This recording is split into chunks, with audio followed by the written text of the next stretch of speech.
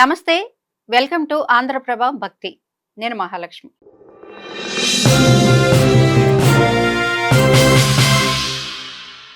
రావి, మారేడు, ఉసిరి, వేప చెట్లు దేవతా వృక్షాలుగా చెప్పబడ్డాయి. ఈ చెట్లలో రావి, మారేడు ఆలయ ప్రాంగణంలో ఎక్కువగా కనిపిస్తూ ఉంటాయి. ఉసిరి, వేప చెట్లు అటు ఆలయాల్లోనూ ఇటు ఇళ్లల్లోనూ ఎక్కువగానే కనిపిస్తూ ఉంటాయి. రావి చెట్టును శ్రీమన్నారాయణుడిగా, వేప చెట్టును లక్ష్మీదేవిగా భావించి పూజించే సాంప్రదాయం మనకి అనాదిగా వస్తోంది.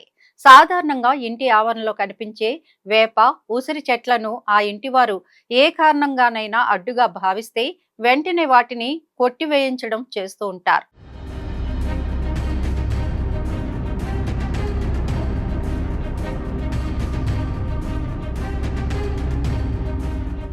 దేవతా వృక్షాలను ఈ విధంగా కొట్టివేయడం వల్ల దోషాన్ని మూటగట్టుకున్నట్లు అవుతుందని శాస్త్రం చెబుతోంది.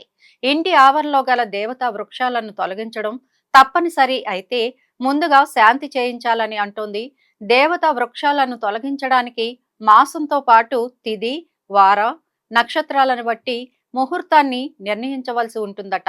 ఆ ముహూర్తాన్ని పండితుల ద్వారా తెలుసుకొని అప్పుడు మాత్రమే ఆ వృక్షాలను తొలగించడానికి సిద్ధపడాలని శాస్త్రం సూచిస్తోంది.